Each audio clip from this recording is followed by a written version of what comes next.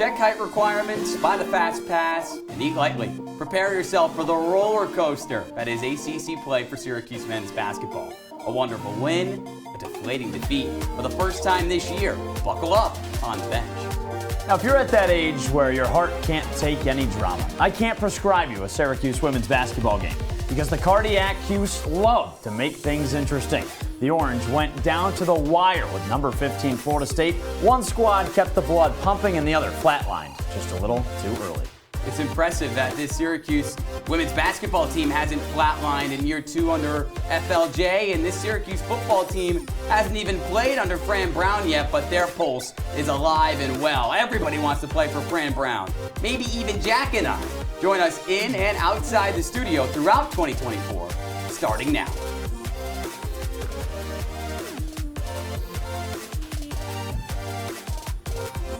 Another year of On the Bench. Another show with myself, Ian Nicholas, and my co-pilot decides to join me again, Hey Jack there, Gordon. Ian.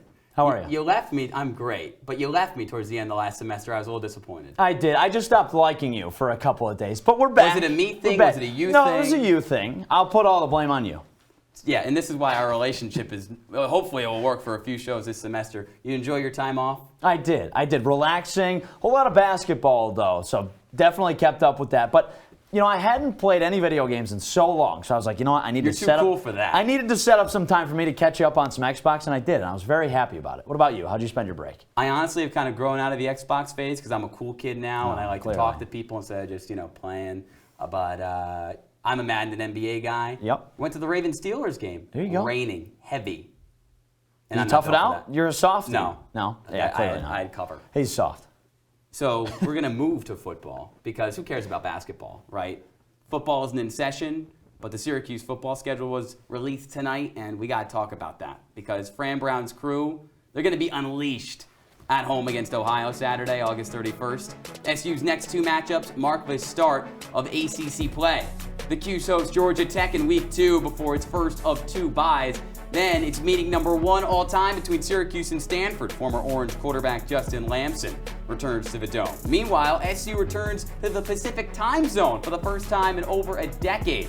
Week 6 sees a trip to Vegas with UNLV on the docket, and 6 weeks later, the Orange's final road test is set with new conference foe Cal Berkeley. The fall starts with 4 battles in the Loud House and ends with 2 more, both with former Big East foes UConn and Miami. I'm ready for that Justin Lamson return. That one's going to be fun. But in Syracuse women's basketball, although Deasia Fair typically brushes off individual honors in favor of team success, she can add yet another trophy to her case. The guard earned ACC Player of the Week for 2 fantastic performances against Florida State and Pitt. Fair dropped 31 on FSU with a program record 9 threes. Against the Panthers, she poured in 22 with a mere 6 made triples. Now, this is the first Conference Player of the Week honor for the Orange all season. What a season it's been for Deasia Fair, and hopefully some great seasons to come for Donnie Freeman. As we stay on the court, go to the men's side and talk about this high-flying recruit who got some love from the Golden Arches. Now, if you're not a fast food fan, the high schooler's a McDonald's All-American, and the last SU recruit that got one of those 9 years ago, Malachi Richardson. That doesn't include Notre Dame transfer J.J. Starling, who also earned the accolade. The 6'9" forward's on the rise, and don't just take Mickey D's word for it. ESPN's upgraded Freeman to a 5-star as one of the top 20 players in his class. Now, while IMG Academy star boosted his stock in Florida, Syracuse invited a couple Sunshine State foes. You were talking hoops earlier. We're going to keep it with hoops here into town this past week. And first up was Miami Saturday on the heels of SU sweeping Pitt from the Pete. Now, the Oakland Zoo, they didn't roar for the Panthers because they lost, but would Otto's Army help ambush the Canes? I hope they were excited because they haven't had a home game in the Dome with students in the stands since early December. But this Miami team's kind of struggling. So on the road, are we going to have any juice? They've lost 3 of 4. They don't have Norchad O'Meara, but his backup gets an early bucket and puts them up 2-0. They started on a 6-0 run.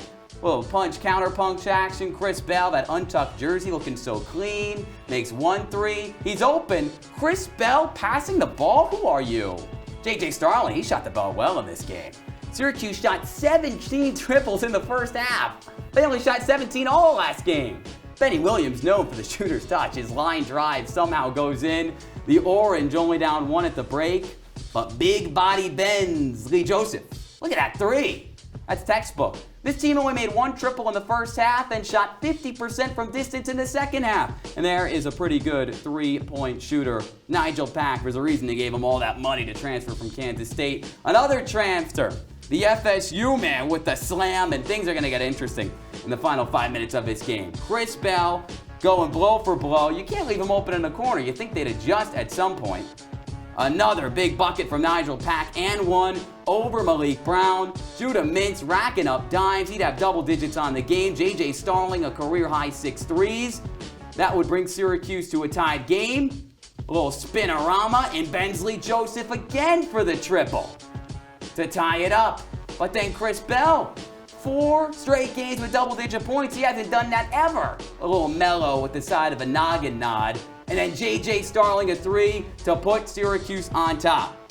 Keyshawn George said, "Stop celebrating, I'm gonna make a logo 3." And he tied it up. 18 seconds to go. Adrian Autry, what are you dialing up? 5, 4, Mintz, 2, Copeland, left wing 3. It's good! Quadir Copeland wins the game for Syracuse! Ethan Frank summed up the emotions inside the dome pretty well. Quadir Copeland only a 20% three-point shooter, but the only number that mattered is the final score, 72-69 Orange. J.J. Starling, the hometown kid, with one of the best games of his career. And Jack, let's talk a little bit more about that. This is not the same Starling that only made 1 3 in his first 7 games with the Orange. Yeah, what a day for the backcourt. Ian, JJ looked so much more confident in his three-point shooting. He's kind of came into the season with that hitch in his shot. It was pretty obvious. He was sticking the ball out, then bringing it up. It's a lot more fluid now, and that's why he's having games where he's shooting 6 for 10. This is who he's always been, a shooter, and I think he's finally gaining that confidence to come back again. Now, after that Quadir Copeland shot, it was certainly party time. But just like any fun, exciting night like that, there can be a little bit of a hangover, or maybe we'll call it a buzzer beater flu. A big win is fun until you have to turn around and face one of the hottest teams in the ACC just a few days later. On the heels of an electric win over Miami, could Syracuse put it in the rearview mirror and stop red-hot Florida State? Let's take a look. The Orange hosted the Seminoles, looking to remain unbeaten in the Dome. FSU winners of 5 of its last 6. SU 9-0 at home. Can't protect the paint, though. Bob Miller slams it home for their first bucket. Judah Mintzy's got an answer on the other end. 6'2" Cuse, and he had a big day. But the Seminoles, they bought some property down low in the paint. They lived there all night long. Jalen Gainey with a big slam. 6-point lead for the Noles. Here's Chris Bell doing his best Dr. J impression. Can't get it. Benny Williams picks up the trash with some flair. 1-point game at the half. Mintz, like you mentioned, Ian, 13 assists last time out. Here's a pretty one to Malik Brown. Cuse up by 5, but that didn't last long. As Syracuse legend Dion Waiters once said, "I'd rather go 0 for 30 than 0 for 9, because 0 for 9 means you stop shooting." That was Syracuse's motto against Florida State. 1 of 14 from 3, 40% from the field in the second half. All around shooting disaster, but the Seminoles offense was still humming. Big fast break here. Jameer Watkins, big slam on the oop. He had 27 points. 3-point lead for FSU about halfway through the second half. Judah Mintz, on the other hand, boom, drops the hammer. Big exciting dunk for him. Pulls within 3, 8 minutes to go. Darren Green Jr., he's got other plans. 6.5 minutes left. 8-point lead for FSU. This one's the dagger. Cameron Corrin punches it home. You get a final score of 85-69. Florida State wins. And Chilekasi Adele has more on the loss. A tough one here at the JMA Wireless Dome on Tuesday night as SU falls 85-69 to Florida State. If you were here at the JMA Wireless Dome, you kind of found it hard to believe that SU would fall that much after being up at halftime and up in the second half by as much as 7. But then it all came crashing down, and Adrian Autry says they just ran out of gas. They wore us down. The reality is they wore us down. They outplayed us. Once they got the lead, they made shots. And we picked the worst time to not make anything. A lot of us just pay attention to like our matchups, and they took advantage of that. A lot of them, or number 2, whoever I forgot his name, he was getting to the rim and scoring a lot easily, so that definitely affected us a lot. What were they doing so well just near the hoop? Making shots and we weren't. I mean, they were setting good screens, getting downhill, and making layups. If you're a little bit of a bracketologist, guess what? This was Syracuse's first non-quad 1 loss of the entire season. They've got a chance to flush it on Saturday against NC State. Tip-off is at 7 p.m. and Dave Bing, Syracuse legend, he'll be getting inducted into the Ring of Honor. From the JMA Wireless Dome, I'm Chilekasi, Adele, Citrus TV. For the Orange, and a big reason why was, well, not Judah Mintz. He put the team on his back, Ian, and no one else could kind of keep up with him. And nobody could make free throws either. I mean, yeah, I know Judah Mintz had a great individual effort, but he misses 5 foul shots. The rest of the team misses 6 foul shots. I don't care who's getting what kind of minutes. If you're in the game and you can't get the gimmies, you probably could have built up a lead that was a little stronger at halftime, and maybe Florida State wouldn't have had that second half surge. Mintz may fly solo on the men's side, but moving from the men's side to the women's side, Deasia Fair and her flock are in lockstep. Syracuse ran into some turbulence against high-flying Florida State, so did SU weather the storm? Find out after the break on the bench. My big man fingers are having a problem with these little tiny buttons. Whoa, watch it there. Your blood pressure's gonna go through the roof. Tell me about it. I'm trying to learn how to get it down. Instead, it keeps going up. High blood pressure can increase the risk for heart attack or stroke. Learn how to keep yours at a healthy range. Ever hear a voice command? Just say text barbershop to 97779. That's not what I said. Just give me that. Now my blood pressure's up. Every time I hear the alarm bell go off in school, I think it's an air raid. A lot of houses in our neighborhood have been destroyed. I like to close my ears and sing songs whenever the bombs come close. I'm worried our new neighbors won't like us. But I know it's all gonna be worth it. I just want my family to be safe. But these are not my words. These are not my words. These are not my words.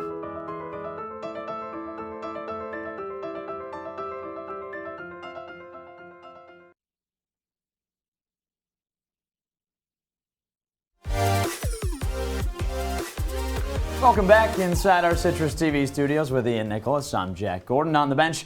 Ian, are you a big movie fan? You like watching movies? Jack, is that a rhetorical question? No, I just want to know. Love it. You got a favorite genre? Action, thriller, okay. Down to the wire finishes, just like a great game. Got to have a good finish to a movie. You like dramas? I love them. All right, you're going to like this one. Well, under Felicia Leggett-Jack, this SU team has a little bit of a flair for the dramatic. Not too long ago, the Orange overcame a 19-point deficit to beat Clemson, the largest comeback in the FLJ era. But after the win over the Tigers, Syracuse had its sights set on number 15 Florida State. The goal for this one, start out hot so you don't have to come back. Yeah, that's no fun. Enough of the trailer. Let's get to the flick. Here's the setup. Orange, 9-0 at home.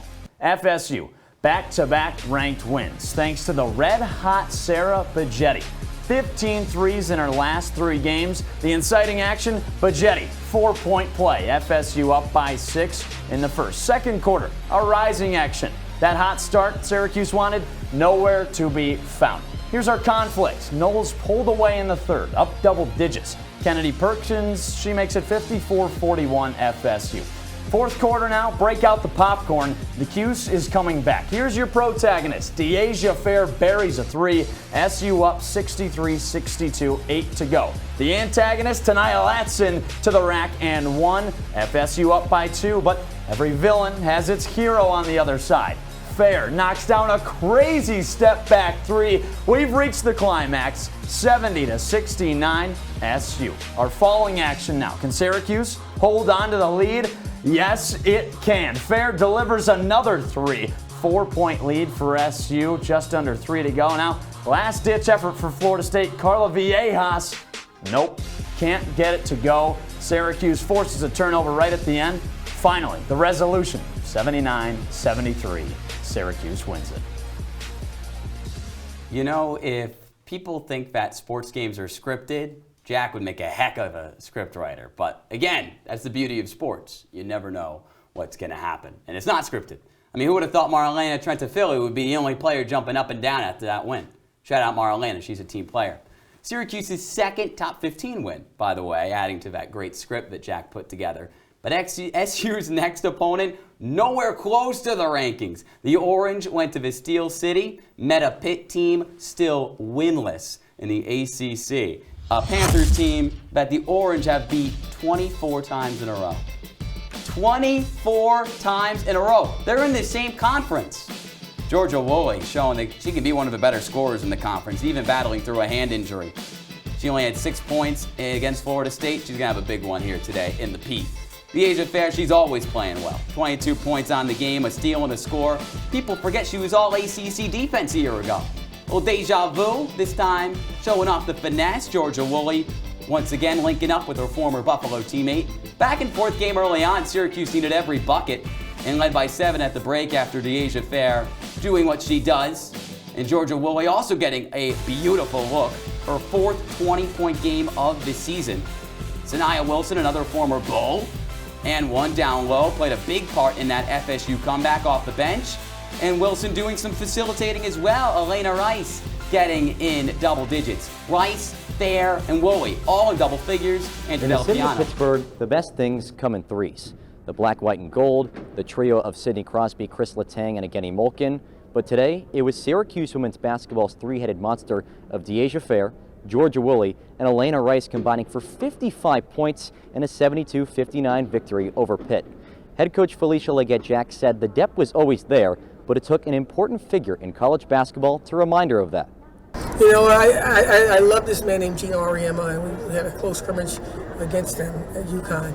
And he said, you have a very good 1-2-3 punch. And I know that. But, you know, hearing it from somebody that's a seasoned vet who won multiple national titles says a lot about what we're trying to do. I know that we're really good, and when those three play together, and our bigs do what we need to do, but it hasn't been for a while that they all play well together. I think that we're right where we need to be. At the end of the day, it's just that they have a ton of versatility, they have a ton of firepower, you know, and they got a ton of depth. You know, they're big, they're strong, they're athletic, their length, you know, bothers, you know, opponents. The Orange have now won 25 consecutive meetings with the Panthers dating back to 2009.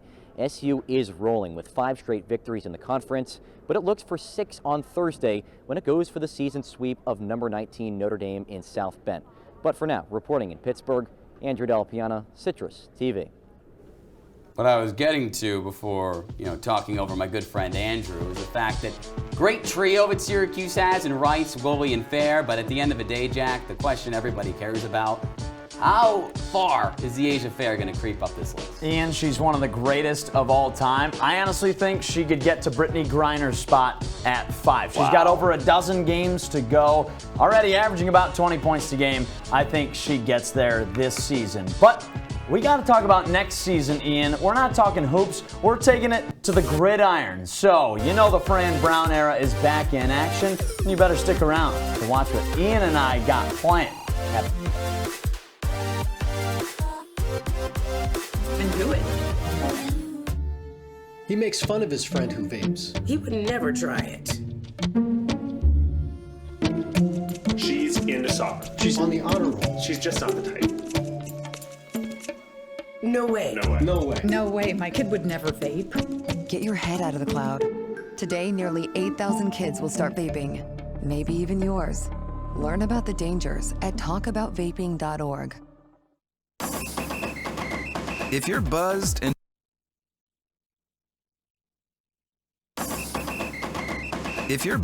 and doing this,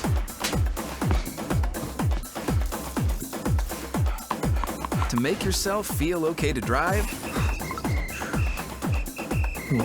CWX.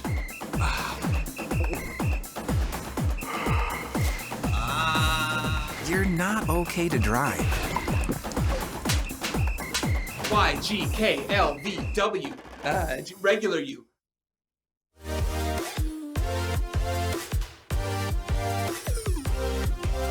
Welcome back in our Citrus TV studio with Ian Nicholas. I'm Jack Gordon. We've been talking a whole lot of hoops, Ian, but As a couple of former players on the gridiron, I know you love football, Ian. I know you love it. I love it. I had to quit playing because, Jack, I was a JV sophomore level player, unfortunately. But, Ian, doesn't the Fran Brown era make you want to get back out there? 100%. That press conference, I'd run through a wall for the guy. I'm ready to play for the guy. Do you want to get out there? So let's just do it, then. Let's get out of these suits. I think let's make it happen. Come on. We got to fancy up. Let's get out of here. We're playing ball again. Let's go.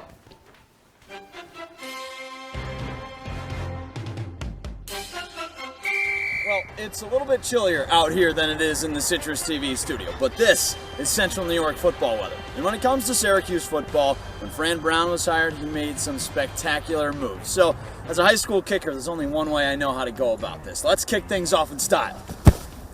I might not have been a returner in high school, but there's a reason why they called me the Salsa King. Fran Brown, the king of recruiting, had to recruit a couple good coaches to follow him. His offensive coordinator, Jeff Nixon, Giants running backs coach a year ago, also coached with the Panthers, and followed Matt Rule to Carolina from Baylor, where he ran one of the top passing attacks in the country. Defensively, Elijah Robinson is running the show, and he is one of the best defensive line coaches in the entire nation. Did it at Texas A&M and brought in a couple of elite recruits. Now, he doesn't bring in the pretty boys like Jack Gordon, or the guy that Jack Gordon's going to tell you about, who's lining up under center. Yeah, here we go. Ready, go! Well, Ian, you talk about recruiting, and Fran Brown got one of the biggest fish in the pond in the transfer portal. Kyle McCord is going to be Syracuse's newest quarterback, coming from Ohio State. He ran one heck of an offense last year that went 11-1. He threw for over 3,000 yards, over 20 touchdowns, and out of high school, the kid was a 5-star recruit in the Philadelphia area, perfect for the Northeast. But Ian, who's he throwing to?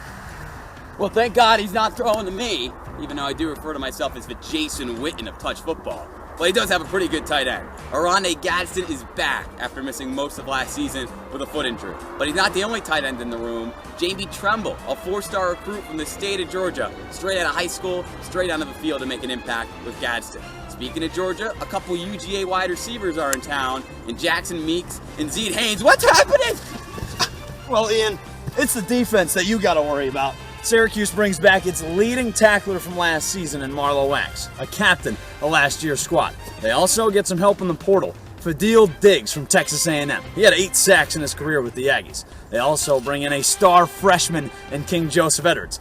I know you've seen him on social media, but he's here to play ball. But Ian, when they apply the pressure on the D-line, who's taking it away? Jack, the only pressure I feel is in my ribs after taking that hit. Probably the same pressure Justin Barron felt when he heard the franchise was coming in town. He's running it back for another season. Maybe the same pressure Deuce Chestnut felt as he hit the transfer portal and came back to Syracuse after a year away at LSU. And maybe it's the same pressure Devin Grant felt after leading the MAC in interceptions a year ago at Buffalo. He is playing for the Orange next fall. But we're not there just yet. Those guys can't be our performer of the week or making top plays, but we've got that for you on the other side of Find the Bench.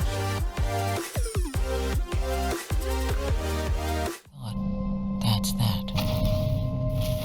But here's the thing about lung cancer. By the time you see the symptoms, it could be too late. But now, there's a new scan that can detect lung cancer early, when it's more curable. If you smoked, get scanned. Talk to your doctor or learn more at savedbythescan.org.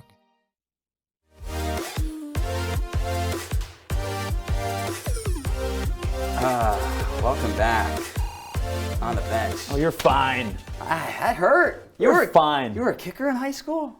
I was a little bit of a heavy hitter, too. Come on. Yeah, the kickoff unit? You mean when the guy was running by you and you had to make the tackle to stop him? I might have missed a couple of those tackles. Well, I didn't make any tackles, and I played like every game on the defensive line, so... You get one heck of a down block, though. Yeah, I'm not going to do it for the people here. They've seen enough of us playing football for one show. Fran Brown just makes you want to run through a wall.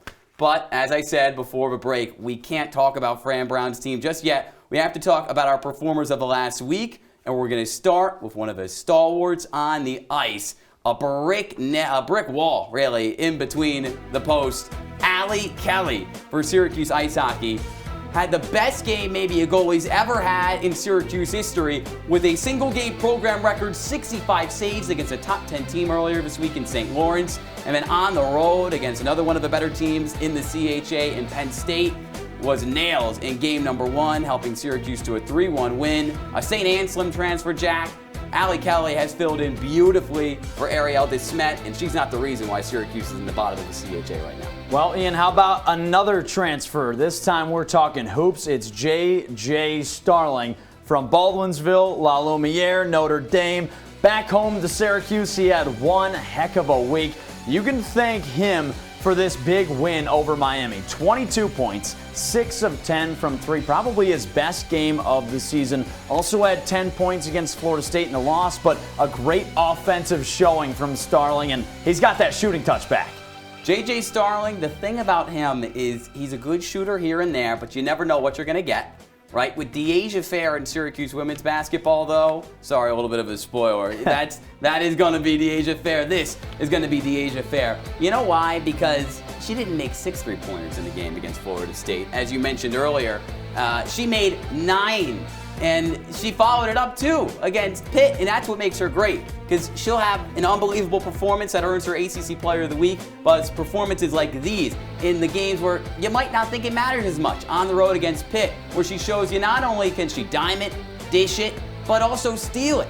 4 steals for Deasia Fair. That's why she was one of the 5 best players in the NCAA this week, according to the NCAA itself. That's hard to do. She is so fun to watch, Ian.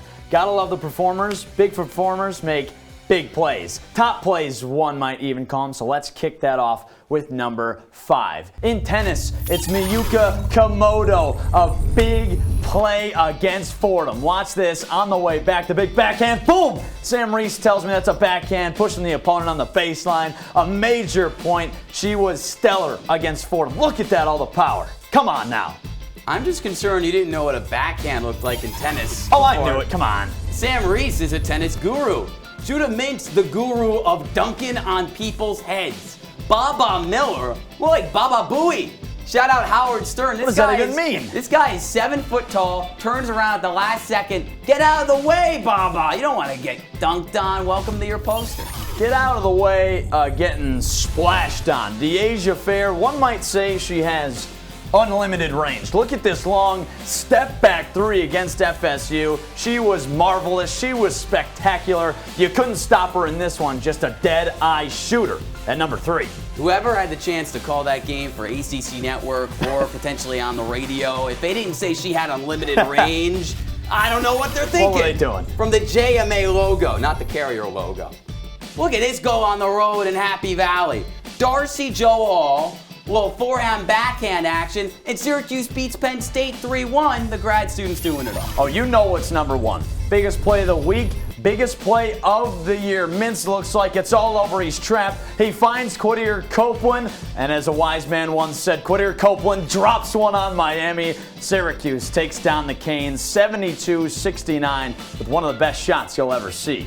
First buzzer beat win for Syracuse since what? 2017? John Gillen, and I was in the building for both of those. So you're the reason why Syracuse is winning all these games. I'm not taking credit. You literally just took the credit. Not taking credit, no. But Gillen was a 40% three-point shooter. Quadir a 20% shooter. Unlikeliest to heroes.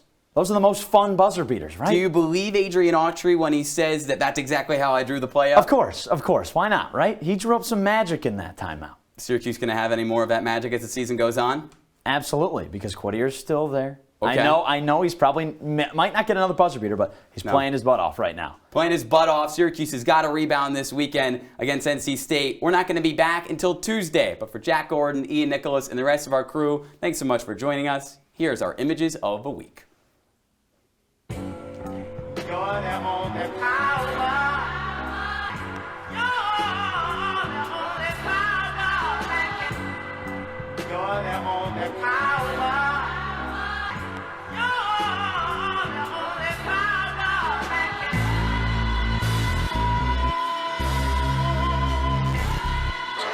Seconds.